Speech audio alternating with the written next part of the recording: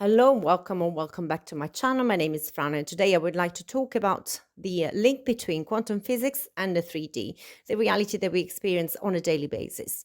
Who is responsible for the reality that we experience, and what does science suggest about free will, chance, luck, and uncertainty? To what extent can we control the reality that we live in? This time, I would like to start from the EPR paradox. This experiment takes the name from the three scientists who proposed it: Einstein, Podolsky, and Rosen. And they proposed this experiment or this theory in order to prove that quantum physics could not be the full story. And this is the name, this is one of the many hidden variables theories. That's the name that is given to theories that suggest that quantum physics is not the complete theory, it cannot explain what happens on a daily basis, and therefore there must be some hidden variable that we're not accounting for, we're not taking into account.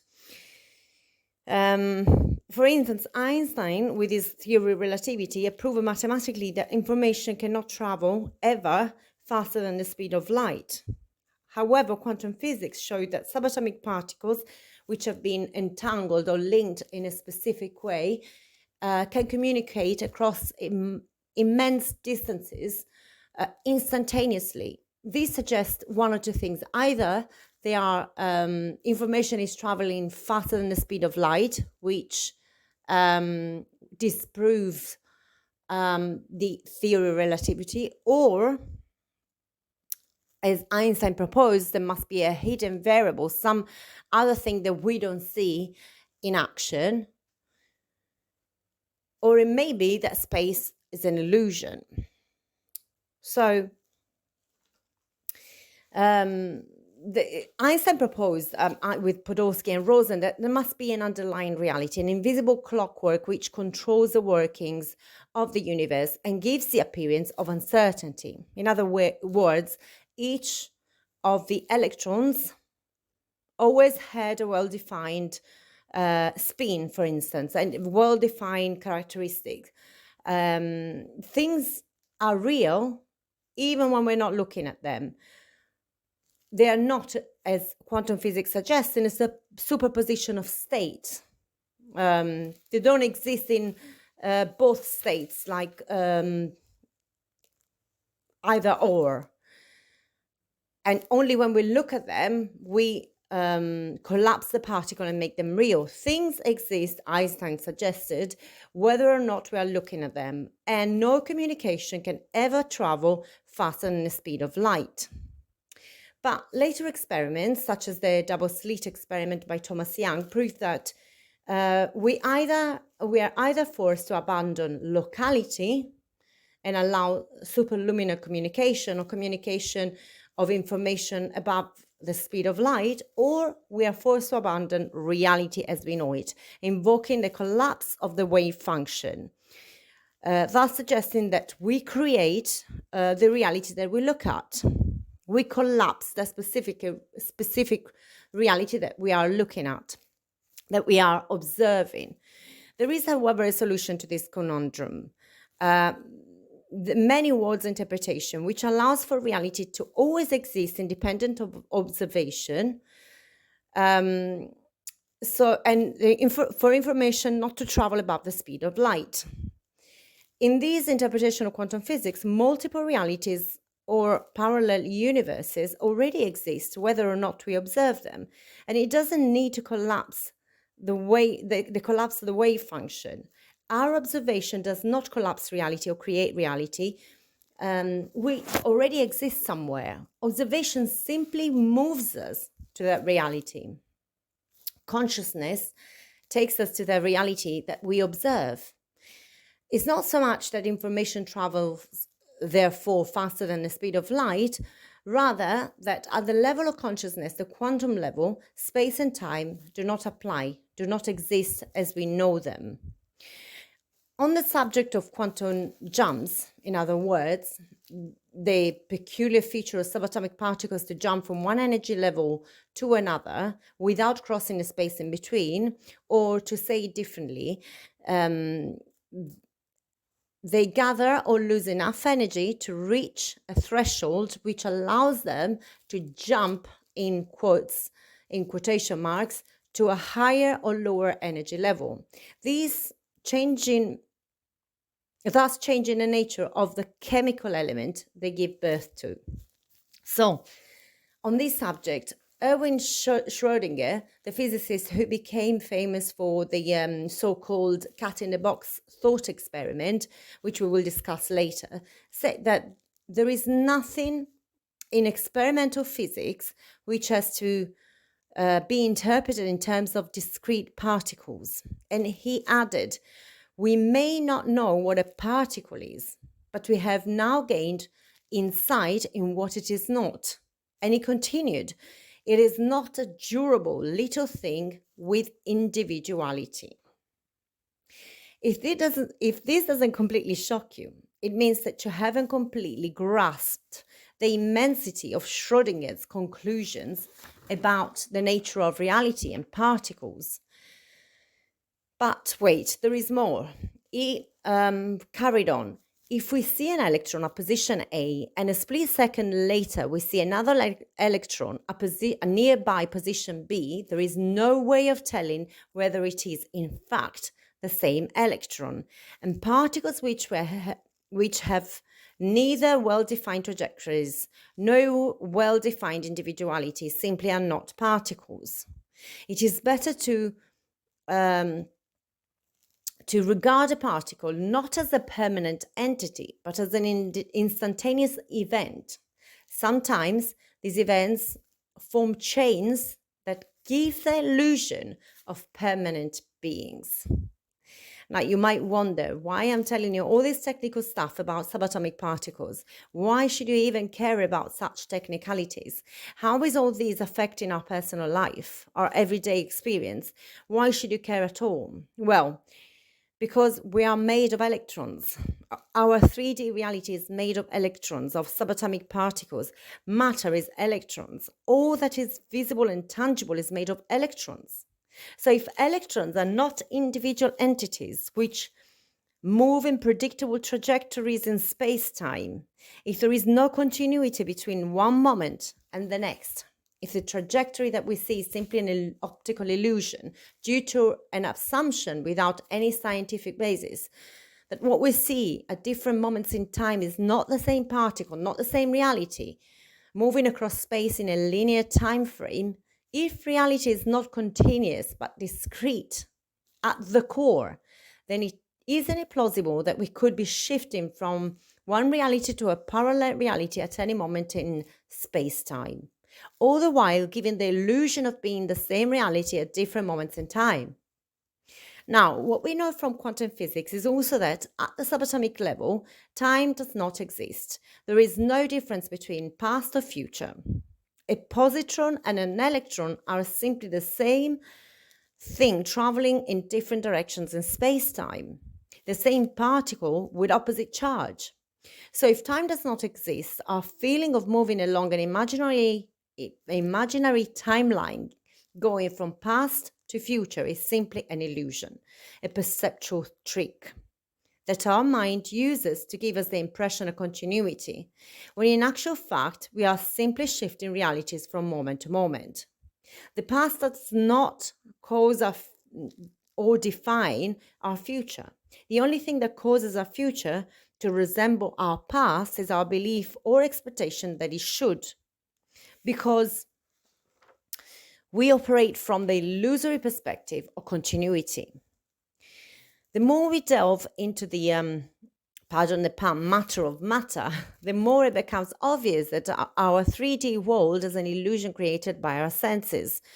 If even electrons aren't particles but isolated and instantaneous events, if they can pop in and out of existence without crossing a space in between, if they are not even separate particles communicating at a distance, but the same reality described by the same wave function, then time, space, and separation are all called into question. Then the description of reality that we derive from common sense observations cannot be reliable. The many worlds interpretation of quantum physics was proposed by Hugh Everett III.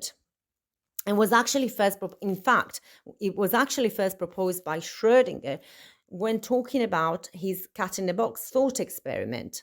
Although nobody really noticed that he was the first one to do so, even when proposed by Everett, it was widely discounted on the basis that this would make reality too complicated, too complex to even be imagined, never mind observed, or on the basis that it was not falsifiable, since we cannot observe these so-called parallel realities. But Schrödinger made a good point by stating that this interpretation of reality would make a lot more sense than a reality in which is collapsed by observation, the so-called measurement problem that arises from the Copenhagen interpretation of quantum physics, which was the original interpretation. In other words, if observation or measurement collapses reality into a definite state, what counts as observation? What creates reality? On the other hand, if we accept that infinite parallel realities already exist and are accessed through observation, then the measurement problem disappears. At the time, Schrödinger proposed that every time an observation takes place, the universe branches out into two separate worlds, and both continue to exist separately. He proposed the cat in the box thought experiment, in which a cat is strapped in a sealed box. In the box, there is a bottle and a hammer.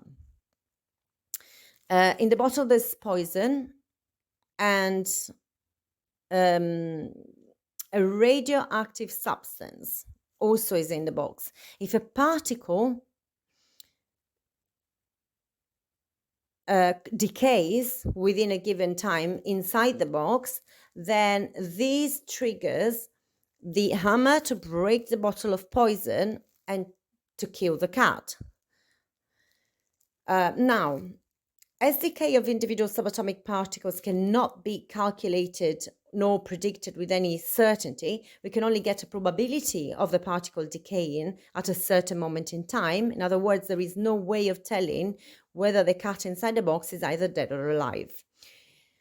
But according to the Copenhagen interpretation, in which observation collapses the wave function into a discernible, tangible, localized particle, they would have us then believe that the cat would be in a superposition of states of alive and dead at the same time until we open the box and observe the cat. When we open the box and look inside, this will cause the cat to be either dead or alive with a 50-50 chance, with a 50% probability at random. But there are many problems with this interpretation. The main one being, how do you define observation? Where do you draw the line? What if a fly or a tiny insect manages to get inside the box? Are they able to collapse the wave function? On the other hand, according to Schrödinger and Everett's many worlds interpretation, both states of the cat continue to exist in separate worlds or parallel realities. Our observation does not collapse or create reality. It simply selects one reality over the other to be aware of. Now, both Everett and Schrödinger maintained that reality selection would happen at random with roughly 50-50 chance. And I think that this is probably the consequence of these experiments not taking into account human consciousness and free will. This results in a multitude of branches of reality corresponding to every possible quantum state of the universe. This removes the puzzle of who was to observe the universe to make it collapse into a definite state. Observation does not, in other words, create reality. It merely shifts our consciousness, our attention to one or the other realities. All realities exist at once. The reason one there is more real than the other, they are all equally real. Our consciousness selects which one to experience. We can do this unconsciously by letting our awareness select realities by default in autopilot at random, or we can consciously select what we want to experience by bringing our awareness to it. Now, this is my own speculation based on my personal experience and all of the quantum experiments that I've studied. that some realities will be more likely to be experienced than others based on our personal starting point. So if we have been conditioned to look at reality in a certain way, certain outcomes will seem more likely, and therefore we are more likely to observe them into our life. In other words, certain realities are more likely to be experienced because we have unconscious expectations that they will be more likely to be experienced. Because we are used to thinking in a linear fashion, we think that the future will more or less resemble the past. And therefore, this is exactly what we end up observing in our lives. But once we've become aware of our power to experience any reality we decide to experience, the probabilities will shift. The 1940s mystic Neville Goddard called this state of unconsciousness or observation by default being asleep. When we awaken to the knowledge that we have free will to observe any reality we select simply by expecting it, by experiencing it within, then we awaken. We are asleep when we forget that we are the observing consciousness, that we have a say in what we observe, in what we experience, that we in fact always decide what we observe, even when we are unaware of it. In other words, we always observe reality into existence through our awareness, whether we do it consciously or unconsciously. If we do it unconsciously or by default, we might observe stuff that we might not like, but which we have grown used to expecting. This is what Neville Goddard defined as being asleep. This is when we forget our own creative power, when we forget that we are the cause of our experience, whether it is good or bad, when we feel like victims of external circumstances, we forget that we have created them too. We are always constantly creating our reality by the power of imagination, by the power of internal observation, expectations, and awareness. What we bring our awareness to will flourish as if by magic. What we remove attention from will wither away. I have no scientific evidence or mathematical proof that this latter statement is the real thing, only my personal experience and reverse engineering on my own life. So there are two ways in which you can put these conclusions to the test yourself. Number one, you can look at your present reality and track down the thoughts and beliefs that would have led to it. However, this is not always easy and straightforward, as our thoughts, beliefs, and expectations are usually unconscious, especially if we've created something unpleasant or unwanted or undesired. I mean, who in the right mind would consciously create something horrible in their experience, in their life? Number two, you can actually start observing your recurrent thoughts, inner dialogue, your outer dialogue, the way you speak to people, your assumptions about yourself, your life, and the world in general. Once you become aware of these hidden assumptions, you can go to work on changing all the ones you don't like or you don't want to experience any longer. You start questioning them and then actively replacing them and simply observe what happens in your life afterwards. So the process can be as easy or as challenging as you expect it to be. Again, it's all down to your assumptions and expectations. So I dare you, put the theory to the test, work on your core beliefs, change the story that you tell yourself day in, day out, select a better reality in your mind, and keep bringing your awareness to it.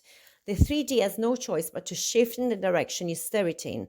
So do not forget who's in charge. Do not forget that you're in the driving seat, that you're the God of your own reality, that you're always you're always deciding what to experience without fail. Do not fall asleep and let your reality create by default. You see, when you react to events in your life as if they weren't created by your own awareness in the first place, you are asleep. When you feel like a victim of circumstances, you are asleep. When you blame something outside of yourself, you are asleep.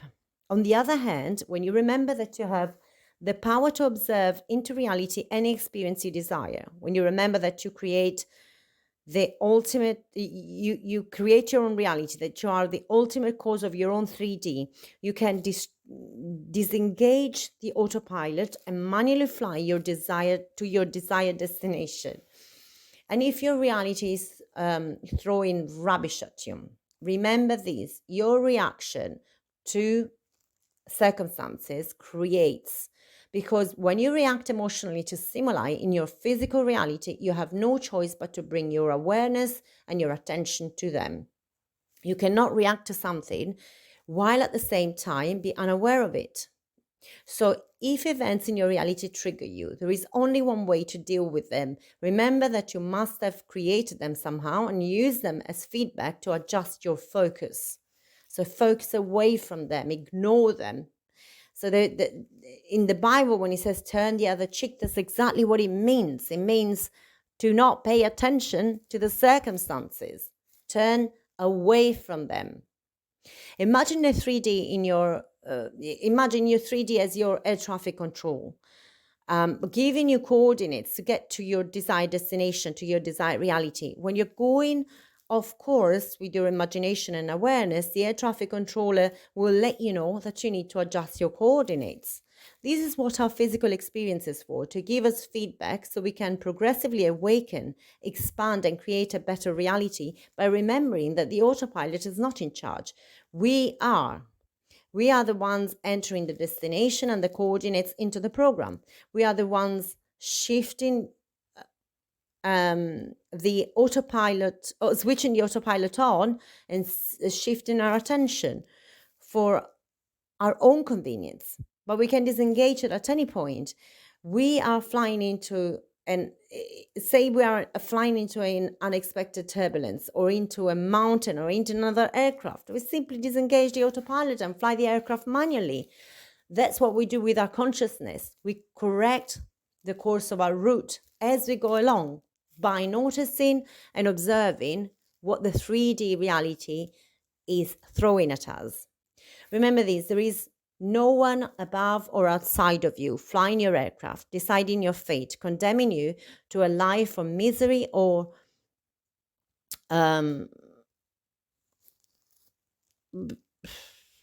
good fortune.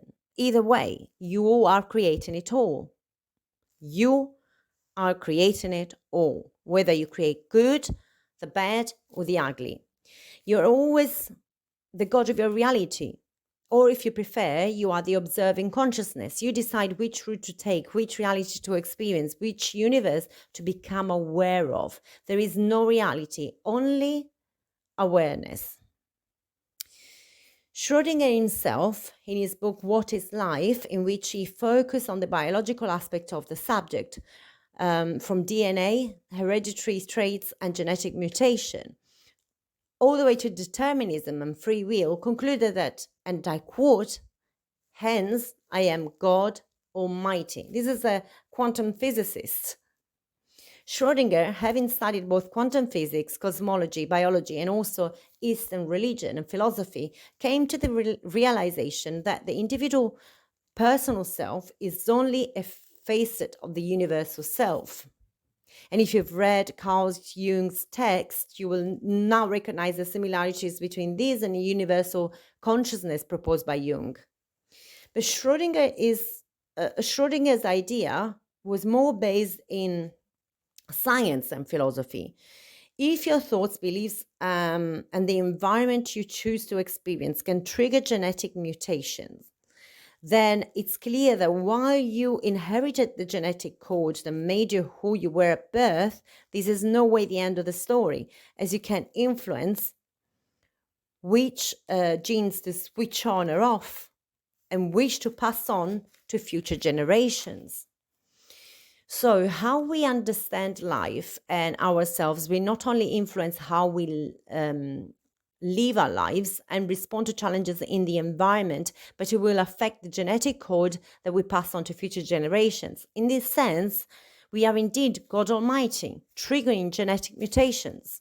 So when I say you are God of your reality, this is not some hippie psychobabble, nor is it some spiritual flight of fancy.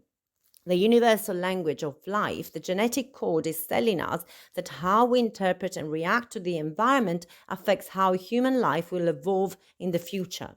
Of course, at the time, Schrödinger had trouble finding a publisher for his book, as it upset both the scientific and the religious establishments. The statement, "I am God Almighty," was considered heretical and blasphemous. Yes, yet when you think about it, if we were to take Jesus as a historical figure, was he not considered heretic because he said, I am my Father are one, but my Father is greater than I"? Was he not saying, I am part of the collective unconscious of the universal self, if you prefer? I am only an aspect of this greater, wider consciousness. And through my free will, I can choose what aspects of this wider consciousness to experience in my own reality. So I and my Father, my imagination, my consciousness are one, but my consciousness, my imagination is greater than I, because I have a specific focus on one reality, and the collective unconscious, the collective imagination is like an air traffic controller. In other words, it overlooks the entire reality. It's got a wider focus. Somehow the religious establishment wants to push forward this idea of an external creator outside of us, outside of our universe, outside of the laws of physics, which controls our lives. While the scientific establishment wants us to believe in an external observer, an objective observer, the scientist who can look at the reality of which he or she is part of and somehow without interfering with it. The scientist wants you to believe that everything can be calculated, predicted in principle, and everything is predetermined. Even now, the quantum physics has clearly shown that observation entangles the observer with the observed, hence changing that which is looking or she is looking at. The second law of thermodynamics states that entropy or disorder always increases in a closed system. In other words, life is pretty predictable. We can safely predict that life will get more disordered as time goes by. Yet, we have two problems with this law. Number one, at the quantum level, as we have seen, time does not exist in absolute terms, but is only a function of the speed and direction in which the observer is moving relative to the observed thing. Secondly, Earth is not a closed system. Absorbing entropy from the sun, and as far as we know, the visible universe is not a closed system either. There could be multiple universes. So the conclusion is pretty obvious. Despite appearances, there is nothing predictable or deterministic about life. The only thing that makes our life predictable, our future similar to our past, is our expectation that it will be so. We think of our current reality as unchangeable, and therefore it is so. We think of our genetic predispositions as set in stone and unchangeable. We look at our ancestors and let that information define who we are and who we can be. We fall asleep and forget that we have free will and imagination. We forget that we are literally the gods of our own reality. And stuff that happens to us only happens to us because we've somehow let our guard down and let it in. If we didn't want it, or if we didn't desire it. So awakening means training our attention to go where we want it to go, at will, resuming control, switching off the autopilot, adopting new beliefs and assumptions, observing our automatic thought patterns. We create everything in our reality, but sometimes it is extremely difficult to understand how we have created or observed something into existence because we are asleep. We are creating by default. If this is the case and you think, I couldn't possibly have created this, then simply start consciously focusing on the opposite of what is showing up in your reality. Use your reality as a tool, as an indication of what you need to focus on. If desired outcomes are showing up in your life, then carry on. However, if undesired rubbish is bubbling up to the surface, then adjust the course of your journey. Change your focus to the opposite reality. If something is materializing in your life, I can assure you, you have been focusing on it or thinking about it on some level. Your attention creates, your observation creates, your beliefs create, your inner chat creates, your fears create, your generalizations and stereotypes create, your resistance creates, your focus creates. So start thinking and imagining from the perspective of the person who lives the life that you want and desire. Instead of thinking, why am I stuck in this reality and how can I change it? Start thinking, what would a person who has a life I desire think, feel, expect, and say? How would that person view themselves, life, the world, and others? How would they act, behave? What would they believe in? What would they be able to do? Become that person. The person that you want to be before you have evidence for it, before you even believe it possible. Remember, your outer world is always a perfect mirror of your inner world. Stop pointing the finger of blame and start to quote Michael Jackson with the man or woman in the mirror. Start with yourself. Start changing from within. That is all you need to know and do in order to change your reality, in order to shift your desired reality. So this is it for today. I intend that this audio helps you awaken and remember your creative power and regain the ability to experience all your heart's desires. If you've come this far and enjoyed or found this content helpful, please remember to like, share, and subscribe to the channel so that more people can become aware of this content and access this message. Also, remember to hit the bell option if you want to be notified of my future podcasts. In any case, thank you for listening. Have a wonderful, limitless, awakened life.